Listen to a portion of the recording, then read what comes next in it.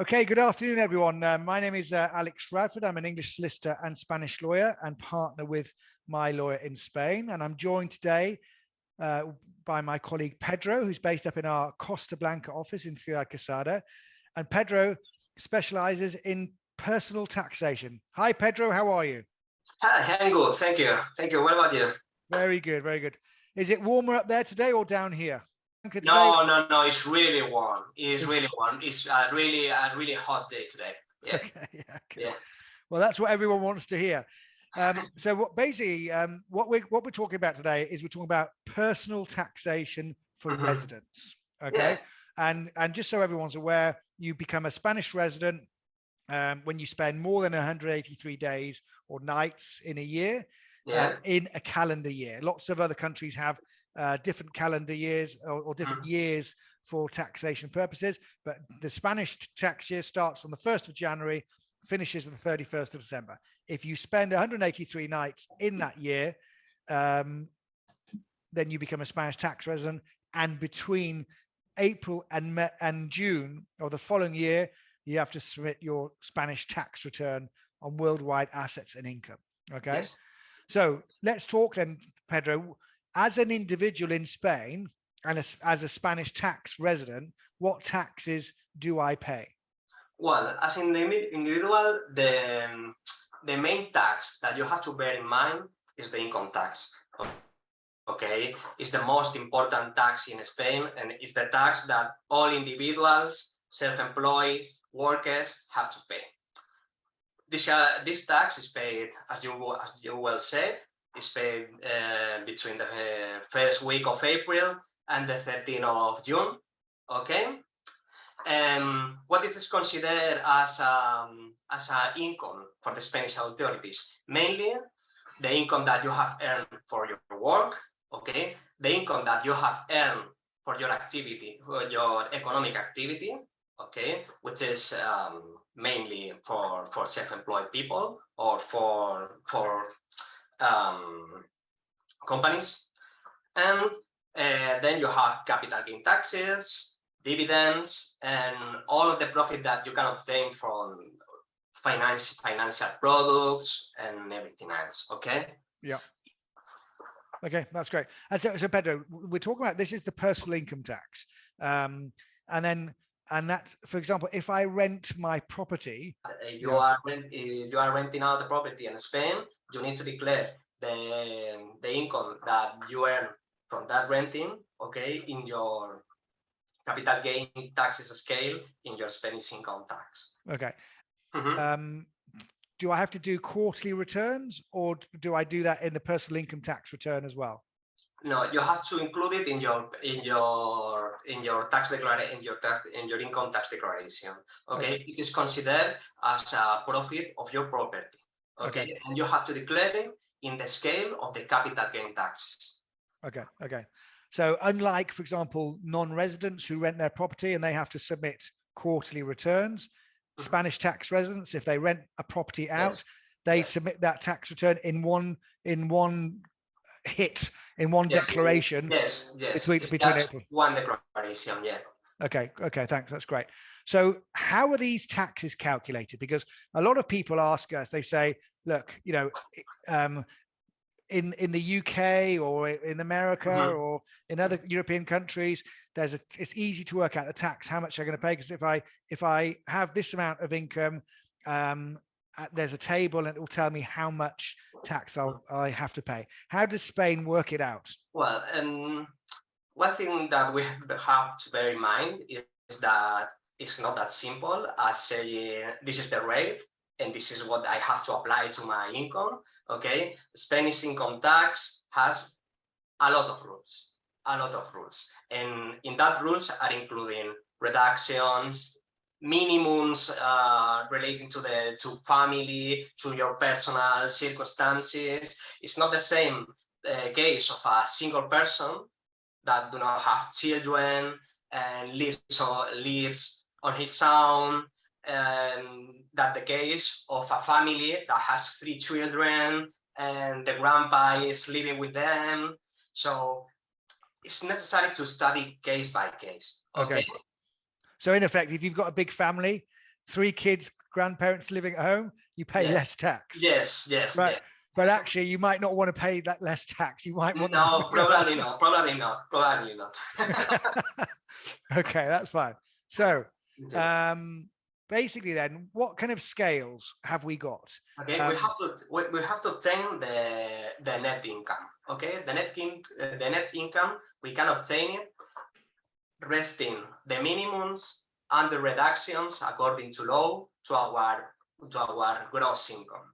Okay, when we have our net income, we need to apply a rate scale. Okay, the rate scale works proportionally. That means that this is the very same that in the UK. As much as you pay, as much as you earn, as much as you pay. For example, if you earn in a year 25,000 euros in net, okay, you will have to pay 30% of that net amount. Okay, but as said, it's not that simple because you need to look after the reductions, the new rules that every year the Spanish authorities publishes. So it's strongly recommended to speak with a expert tax advisor. Okay, and you, Pedro, you've I know basically a fantastic lawyer. You're acting for us, for our clients, doing purchases, sales, inheritance, but you're also doing. You've got a master's in tax. Yeah. Where did you do that? Where did you do that? Well, I did the master in a business school called Fundesem in the city of Alicante. Okay. It's a private school that is very into the economic system of the province of Alicante, has a lot of agreements with the biggest companies in Alicante, and makes a very, very practical point of view in their education. Excellent. So you've got that master's in tax, and basically what you're saying to me, if I've got net income of 25,000 euros, then I would pay a tax rate of 30%. Yeah, that's a very simple way to say it, but yeah. Okay, that's fine. And you've talked about the deductions, so basically having family members, single parents, etc. And is that rate of 30%, is that all paid to the Spanish state, or does it also get paid to the regional government? Because in Spain, many people, I talk to people and say to them, look, in Spain, there's 17 autonomous regions and each have their own tax systems. So if that 30%, does that get divided between the regional authority and the state? Okay. When you make your declaration and pay, you have to pay. Okay. That money goes directly to the state. Okay. Right. However, when that money arrives to the state splits that amount and gives a proportional part to the autonomous communities. For example, in the Valencian autonomy, which we are placed, for example, they have to transfer to them half of the amount that they have earned. Okay.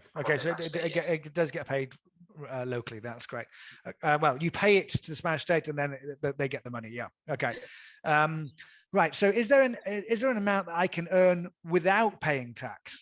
There is a minimum of 14,000 euros. Okay. If you earn 14,000 euros and you have earned your income from, I don't know, 2-3 payers, you are self-employed and got your income from many clients, okay, if you have 14,000 euros, you do not have the obligation to declare the income tax. Okay, 14,000 euros and not pay any tax. I mean, that's quite good going. So that's nice to know. I'm sure a lot of people don't know that. Are there any other amounts that I can earn without paying tax or without declaring it? Yeah, for example, you can earn income from renting your property in Spain, and if that amount let's say, is not higher than 1,600 euros, you will also pay in that amount. Okay. So that's kind of that's a low amount. So that's not as nice as the 14,000. Yeah. we get a lot of people talking to me saying, if I have no income, do I still have to submit a tax declaration? It depends. Okay, in the normal scenario, you will not have to pay taxes and to declare make your tax declaration. Okay, but there are specific cases that actually you have the obligation. For example, you have many properties, and that properties have, I don't know, a value of one or 2 millions of euros, or I don't know, 1.5 million of euros. Probably, according to the value of your property, you will need to declare taxes. That does not mean that you are going to pay, but according to the rules of the Spanish income tax, you will need to declare the value of your properties. Okay. Okay, that's fine. That's fine. Okay, so we had a question through. It's I'm a retired school teacher from England, living in Spain. I pay because they're a teacher or a civil servant. They pay 20% tax in the UK, and they want to know how much tax they would then have to pay in Spain. Well, I said, it depends. For example, let's say that she is earning, I don't know, 32,000 euros per year. Okay. According to that amount in Spain, they will need to pay 13%. Okay. In theory, if we show only the rate, we will say, well, I am paying less in the UK, because in the UK the tax rate is the 20%. But as said, Spain has a lot of rules. The Spanish income tax has a lot of rules, and it will depend on the family, on the relatives that are living with you,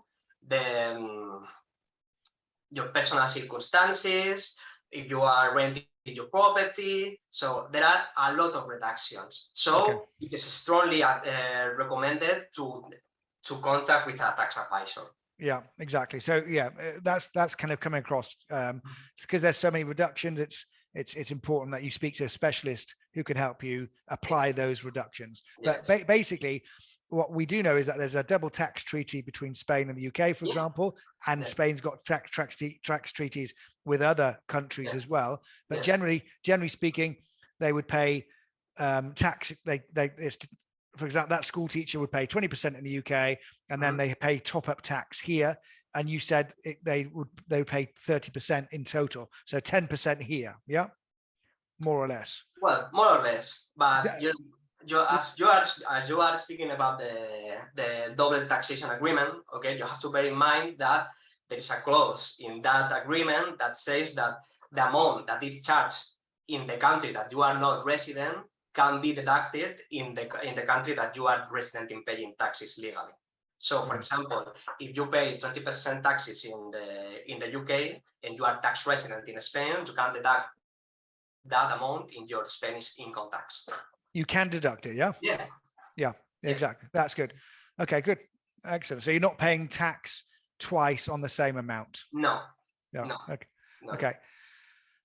Rent on savings and income and the rates. Can you just give us an idea of how much you would pay? So because I know there's what's known as rentas del ahorro, which is that's basically a tax on savings. Is that right? Yes. Okay. Yes. There are two scales. Okay. One is let's say the work income scale, and the other one is, as you will say, the saving scale. The rent on savings starts also with 19% and finish with 23%. Okay. Right. Next year is going to change. The Spanish government has already advised about that, and the next year the savings scale is going to be higher, and the maximum tax rate is going to be 26%. Okay. So, and a lot of people say to us, will I pay more tax in my home country or in Spain? Yeah. But really, what I'm taking away from this is that depending on the deductions, depending on the income, depending on the tax treaties, we can do a calculation for them.